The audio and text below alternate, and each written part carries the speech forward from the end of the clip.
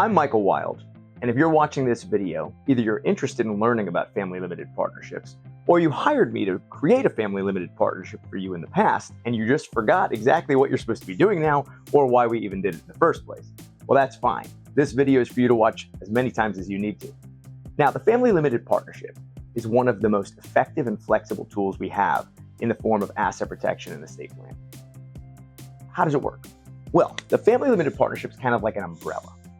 It's actually an operating company that we're setting up, and its real name is the Limited Liability Limited Partnership. Now, every partnership has multiple partners. Otherwise, it would not be a partnership. The first partner, the controlling partner, is the general partner. Now, for our purposes, we want the general partner to be the revocable trust because we want it to avoid probate. But we don't want to use the trust directly because a revocable trust doesn't give us creditor protection. And the general partner is the only partner that actually has liability in the case that there is some lawsuit stemming from the assets owned by the limited partnership. So what we do is we use an LLC. This LLC will either be owned by the client's revocable trust directly, or ideally, if it's a married couple, we make it a multiple member LLC and we have it owned by husband's trust and wife's trust. This LLC, no matter what percentage is owned, this general partner is going to have all the voting rights and all of the control of the limited partnership. Now, initially, the limited partner is also going to be the individuals themselves. So in this case, we'll still use the married couple, husband and wife, as the limited partners. The limited partners have no voting rights, no control. The limited partners are entitled to distributions, and that's it. So it's kind of like buying stock in a publicly traded company. I can own Microsoft stock. Bill Gates isn't asking me how to run the company. In this case, the limited partners are the grantors of the revocable trust as well. So right now we have an entity that's wholly owned by the clients. What we do next is we move all of the assets. So underneath this umbrella of limited partnership, we have, maybe they own an LLC. Maybe they own an apartment building they're renting out. Maybe they own stock accounts, cash accounts, things like that. They can put anything they want underneath this limited partnership as long as it's allowed, as long as it's the type of asset that is allowed. Like, for instance, retirement accounts are not owned by limited partnerships. They have to be owned individually, but we don't have to get into that minutia right now. Everything goes into the limited partnership.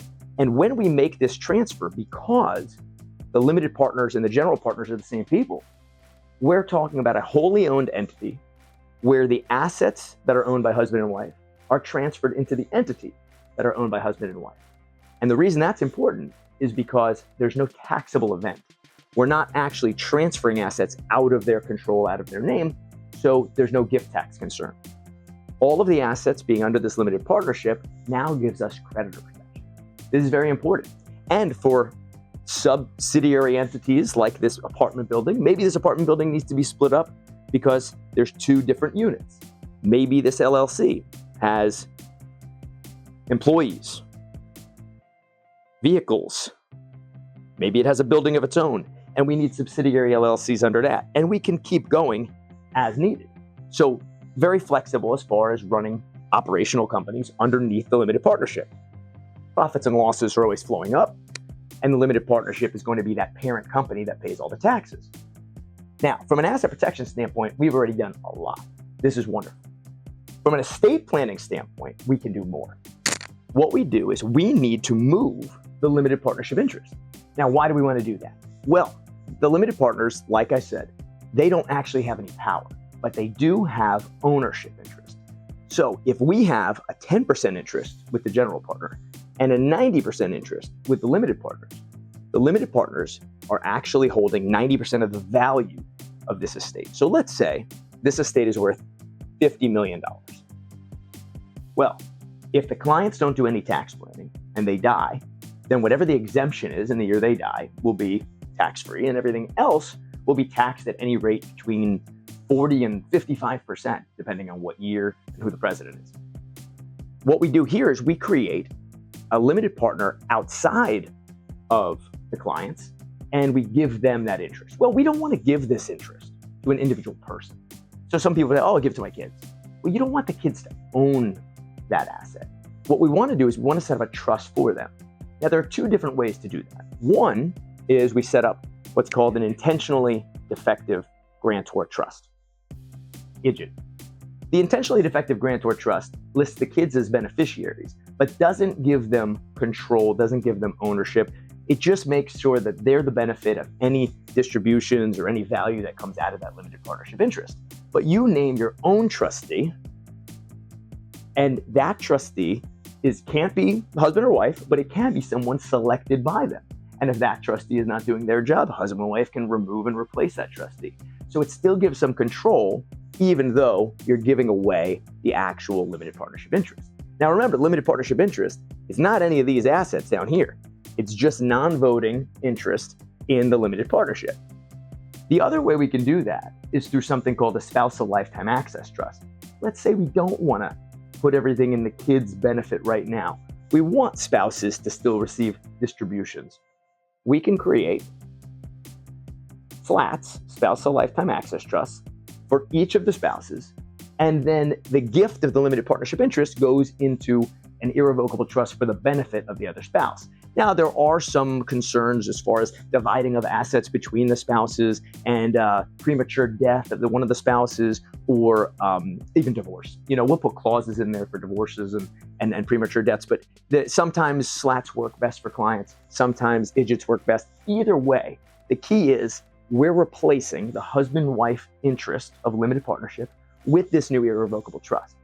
Now, because this limited partnership interest is valued at less, it has no ownership or no transferability, no control, no voting rights, it's actually discounted as a value.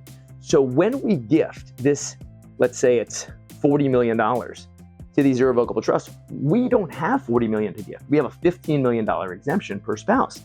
We tell the IRS, because this is non-voting, non-transferable stock, partnership interest, it's really worth 60 cents of the dollar, not the full dollar for dollar. And so we're able to gift more. Clients oftentimes ask me, they say, why don't I just gift directly to the irrevocable trust? This is why. If we gift directly to the irrevocable trust, you're capped at just what you're giving. 15 million per spouse, fine. And by the way, it hasn't always been 15 million. This is the highest it's ever been. But the 15 million per spouse that we are giving to the irrevocable trust, we've used it, it's gone, and you've also lost control of the actual asset you've given. Here, you're only giving interest in limited partnership. And because you're giving it at a restricted version of that interest, it's discounted, and you can give $50 million instead of just $30 million. So this is a benefit from a tax standpoint. Now, the biggest question clients ask, well, I've given it away. How do I use it? Well, this down here is still controlled by you. All of these assets are still controlled by you. The phrase, control everything but own nothing, this is that. Because now what you've done is you've given away the value. So on paper, as far as the IRS is concerned, the value of your estate has been gifted to you've used the exemption, it's been gifted to the irrevocable trusts. You now are managing the operating company, the building, the stock accounts, whatever it might be. You're buying, you're selling, you do whatever. You want to buy a yacht?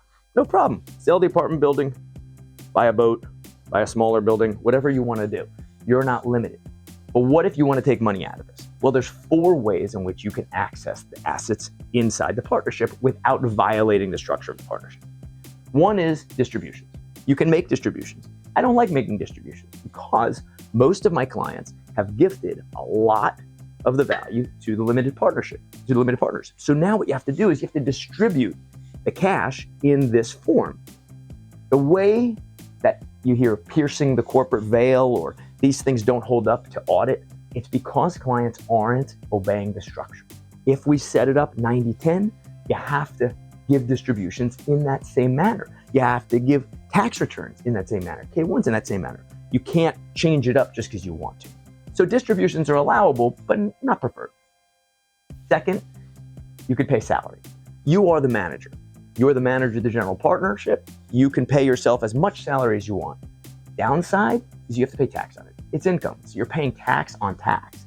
because it's your money and you're paying it to yourself and then you're paying an income tax on it. So again, it's an easy way to get money out, but not ideal. The third way is deductions. You have operating expenses. This is an operating business. It's a family business, but it is an operating business. It is legitimate. It pays taxes like a business, and it has expenses like a business. So, except for your home expenses, where we're talking about mortgage, taxes, insurance, your personal life insurance, different things like that. There's certain things that are personal expenses that you cannot deduct through a business. But the upkeep of this building, of this boat, the money you pay your financial advisors, the LLC, the travel, the vehicles here, this is all part of your business, part of your family business, and all deductions or expenses that you run through the family partnership. Now, the fourth way is for those clients that do need large sums of money. So let's say your personal residence, your homestead, you need to replace a roof, you need $100,000 to do so. You can actually borrow $100,000 by using a promissory note, and it will have terms that are approved by the IRS. It will have an interest rate that is approved by the IRS. You'll pay interest, or at least recognize it. It is a debt, it is not an asset, so it is still protected from creditors, but you can use that and just pay it back to the partnership. I mean, this is just a great way to assure that you're not paying unnecessary taxes or taking unnecessary distributions.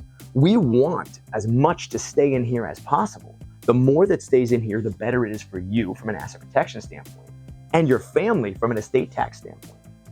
This tool, this limited partnership, can grow outside of your estate.